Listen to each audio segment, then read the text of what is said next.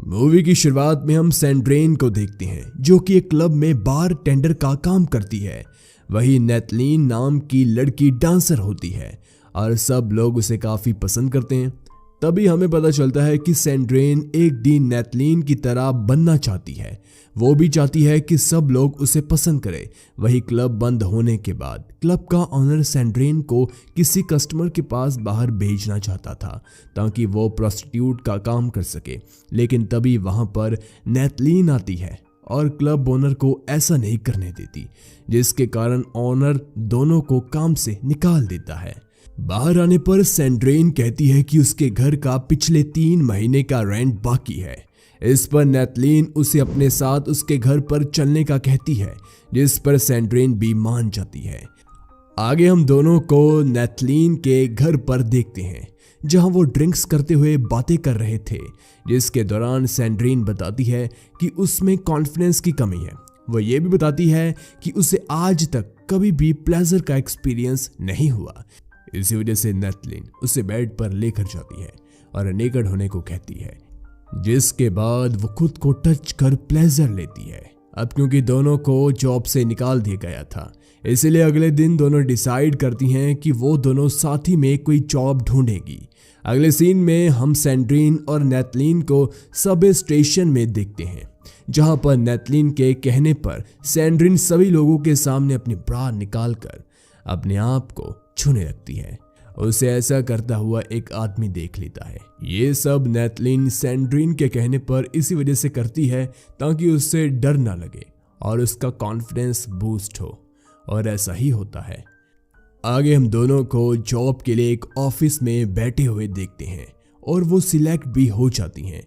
नैथलीन को बॉस का सेक्रेटरी तो सैंड्रेन को अकाउंट सेक्शन में जॉब मिलती है। वहीं सैंड्रेन को एक ओल्ड लेडी से पता चलता है कि इस कंपनी का ऑनर मिस्टर बर्ने हैं, जो कि काफी बीमार रहते हैं, इसलिए कंपनी को सिर्फ 3 लोग मिलकर चला रहे हैं।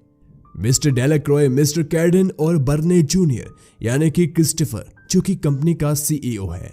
थोड़ी देर बाद कैडेन सैंड्रेन की मुलाकात मिस्टर डेलाक्रॉय से करवाता है। वही जाते वक्त कैडेन सैंड्रेन को देर रात तक काम करने का कहता है ताकि वो उसे जान सके। सैंड्रेन भी ऐसा ही करती है, और जब कैडेन उसके पास आता है तब सैंड्रेन अपना इंप्रेशन जमाने के लिए कहती है कि उसे प्यार में धोखा मिला है, इसीलिए वो बस अभी काम करना चाहती है। उसे जल्द ही घर नहीं जाना और इसके लिए वो ओवर टाइम करने के लिए भी तैयार है। वही जब सैंड्रेन घर जा रही थी तब कैडेन उसे घर ड्रॉप करने के लिए पूछता है, लेकिन सैंड्रेन इसे मना कर देती है। गाइस, कैडेन को सैंड्रेन पसंद आ गई थी, इसीलिए वो उसके लिए इतना कर रहा था।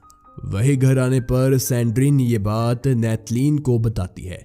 नैथलीन ने दरअसल ऑफिस के सभी मेन पोस्ट वाले आदमियों की इंफॉर्मेशन निकाल रखी थी, और नैथलीन क्रिस्टोफर के बारे में बताती है कि उसके डैड के मरने के बाद वो इस कंपनी का मालिक बन जाएगा।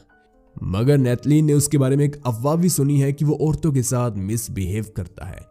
आगे नैथलीन मिस्टर डेलाक्रॉय के बारे में बताती है कि वो ऑफिस में सबसे शरीफ बंदा है और ऊंची पोस्ट पर भी है, इसलिए ये हमारा सबसे बड़ा शिकार है। तुम इस तक कैडेन के जरिए पहुंच सकती हो। जिसके बाद हम देखते हैं कि जब मिस्टर डेलाक्रॉय की मॉम रास्ते से जा रही थी तब एक चोर उनका हैंडबैग लेकर भागता है, तो सैंड्रेन उसे भगाकर मिस्टर डेलाक्रॉय की मॉम को हैंडबैग वापस दे देती है। इतने में ही मिस्टर डेलाक्रॉय वहां आ गए थे और वो नैथलीन के काम से काफी खुश था। इसके थोड़ी देर बाद हमें पता चलता है कि ये सब नैथलीन और सैंड्रेन का प्लान ही था मिस्टर डेलाक्रॉय का ट्रस्ट जीतने के लिए, जिसमें वो लोग कामयाब भी हो जाते हैं, क्योंकि अगले दिन ऑफिस में मिस्टर डेलाक्रॉय सैंड्रेन को बुलाकर उसे प्रमोट करता है। वो उसे अपनी सेक्रेटरी बना लेता है, मगर सैंड्रेन ऐसा नाटक करती है कि मिस्टर डेलाक्रॉय ने ये सब उनकी मदर की हेल्प करने के बदले में किया है, इसलिए सैंड्रेन उस पोस्ट को लेने से इनकार कर वहां से चली जाती है।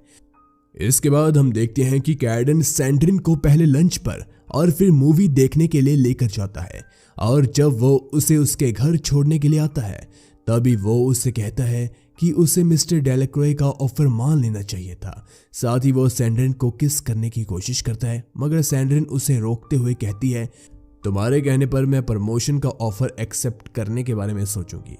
जब सैंड्रिन घर जा रही थी तभी वो नेथलीन को भी किसी के कार से उतरते हुए देखती है, लेकिन घर आने पर नेथलीन सैंड्रिन को उस कार में कौन था इसके बारे में कुछ नहीं बताती। अगले दिन ऑफिस में सैंड्रिन को क्रिस्टोफर ने अपने कैबिन में बुलाया था, इसीलिए वो काफी खुश हो जाती है और ये खबर वो नेथलीन को देती है। तभी नेथलीन उसे कहती है कि सावधान रहना, वो काफी खतरनाक इंसान है। और जब सैंड्रिन क्रिस्टोफर से मिलती है तो उसकी खूबसूरती को देखकर काफी हैरान हो जाती है। आगे क्रिस्टोफर सैंड्रिन को जबरदस्ती मिस्टर डेलाक्रॉय की सेकंड सेक्रेटरी बनने का कहता है, इसलिए ना चाहते हुए भी सैंड्रिन को उसकी बात माननी पड़ती है। अगले सीन में हम देखते हैं कि सैंड्रिन मिस्टर डेलाक्रॉय के करीब आने की कोशिश कर रही है और एक दिन सभी लोगों के जाने के बाद मिस्टर डेलाक्रॉय सैंड्रिन को ढूंढ रहे थे। तब वो सैंड्रिन को प्लेजर लेते हुए देखते हैं, इसीलिए वो खुद को रोक नहीं पाते और उसके साथ इंटीमेट हो जाते हैं। ऐसे कई दिनों तक चलता है और एक दिन सैंड्रिन हमें बताती है कि वो सिर्फ मिस्टर डेलाक्रॉय के साथ प्यार करने का नाटक कर रही है। तभी मिस्टर डेलाक्रॉय उसे क्रिस्टोफर की कहानी सुनाते हैं कि 20 साल पहले जब उसके डैड कुछ काम से 2 वीक के लिए बाहर गए थे, तब हार्ट अटैक के कारण उसकी मॉम की डेथ हो गई थी। उस वक्त क्रिस्टोफर सिर्फ 9 साल का था। वो 2 वीक तक अपनी मॉम के पास ही बैठा रहा और अपनी छोटी सिस्टर को भी संभालता रहा। उसकी मॉम की बॉडी पूरी तरीके से खराब हो चुकी थी, जिसके बावजूद उसने इसके बारे में 2 वीक तक किसी को नहीं कहा और इसी के कारण आज वो इतना ज्यादा खतरनाक इंसान बन गया है। वो ये भी बताता है कि क्रिस्टोफर के कारण कई लड़कियों ने सुसाइड किया है। ये जानने के बावजूद लड़कियां फिर भी उसके पास से जाती हैं। उसी रात सैंड्रिन नेथलीन को बाथरूम में रोते हुए देखती है और वो इसलिए रो रही थी क्योंकि उसे ऐसा लगता है कि सैंड्रिन और उसके बीच अब पहले वाली दोस्ती नहीं रही। वही अब सैंड्रिन उसे अपने बेड पर लेकर सुला देती है।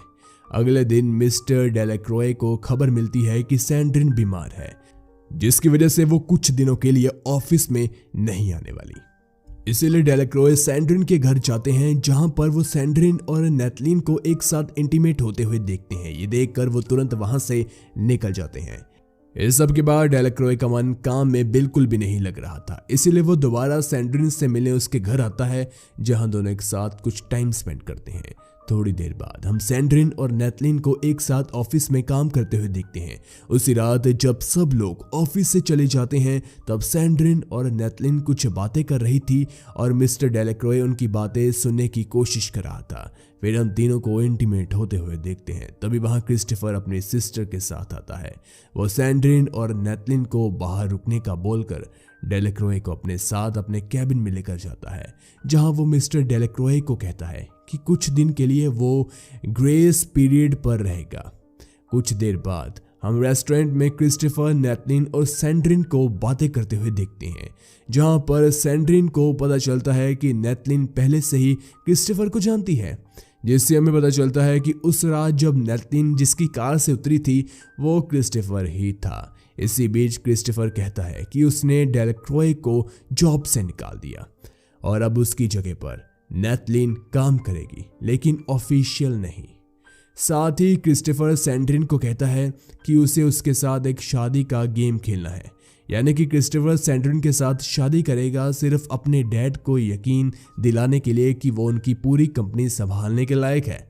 अरे जैसे ही उसके डैड मर जाएंगे वो सैंड्रिन को डिवोर्स दे देगा, जिसके बदले में उसे काफ़ी पैसा भी मिलेगा। ये गेम सैंड्रिन को थोड़ा अजीब लगता है, लेकिन उसे ये बात माननी पड़ती है। जिसके बाद क्रिस्टोफर सैंड्रिन और नेथलीन को लेडीज बाथरूम में ले जाकर इंटीमेट होने के लिए कहता है और दोनों ऐसा ही करती हैं। इसके कुछ देर बाद क्रिस्टोफर उन्हें ज्वाइन करता है और वो सैंड्रिन के साथ इंटीमेट होता है। इससे नेथलीन हर्ट हो जाती है क्योंकि वो क्रिस्टोफर से प्यार करने लगी थी। घर आकर वो सैंड्रिन को कहती है कि क्रिस्टोफर सिर्फ उसका ही है, किसी और का वे उसे होने नहीं देगी। वही अगले दिन सैंड्रिन को मिस्टर डेलाक्रॉय का कॉल आता है। वो कहता है कि तुम्हारे साथ बिताए वो पल मैं कभी नहीं भूल सकता, और गुड लक कहने के बाद वो फोन कट कर देता है, जिससे सैंड्रिन समझ आती है कि डेलाक्रॉय उसे सच्चा प्यार करता था। उसी रात सैंड्रिन क्रिस्टोफर और उसकी सिस्टर के साथ उनके घर पर डिनर करने के लिए आती है और कुछ देर बाद तीनों एक दूसरे को प्लेजर देने लगते हैं। तभी नेथलीन वहां आ जाती है क्योंकि उसके पास क्रिस्टोफर के घर की चाबी थी। ये बात क्रिस्टोफर को पता चलते ही वो चाबी लेकर नेथलीन और सैंड्रिन को वही छोड़कर अपनी सिस्टर के साथ चला जाता है। अगले सीन में हम क्रिस्टोफर और सैंड्रिन की शादी देखते हैं और ये सब दूर से नेथलीन भी देख रही थी। इसके बाद क्रिस्टोफर अपनी सिस्टर से बात कर रहा था, तब उसे खबर मिलती है कि उसके डैड गुजर चुके हैं और उन्होंने क्रिस्टोफर को पूरी प्रॉपर्टी का मालिक बना दिया है। इन सभी बातों के बाद क्रिस्टोफर अपनी ही सिस्टर के साथ इंटीमेट होता है। थोड़ी देर बाद वो सैंड्रिन को घर से बाहर निकाल देता है क्योंकि उसका काम जो पूरा हो चुका था। तभी वहां पर नेथलीन आती है और अपने ऊपर पेट्रोल डालकर जलाने की धमकी देती है, मगर इससे क्रिस्टोफर को कोई फर्क नहीं पड़ता और वो वहां से जाने लगता है। तभी नेथलीन गन निकाल कर क्रिस्टोफर को शूट कर देती है। इसके कुछ दिनों के बाद हम देखते हैं कि सैंड्रिन अब पूरी प्रॉपर्टी की मालकिन बन चुकी है क्योंकि वो क्रिस्टोफर की विडो थी। साथ ही में नेथलीन क्रिस्टोफर के मर्डर की सजा काटकर वापस आ गई थी और उसने नए तरीके से अपनी लाइफ को जीना शुरू कर दिया था। मूवी के आखिर में दोनों एक दूसरे को गुड बाय बोलती है और इसी के साथ हमारी ये मूवी खत्म हो जाती है। आई होप आपको ये वीडियो अच्छी लगी होगी। नीचे कमेंट सेक्शन में जरूर बताएं, अपने दोस्तों के साथ वीडियो को जरूर शेयर कीजिए। Thanks for watching.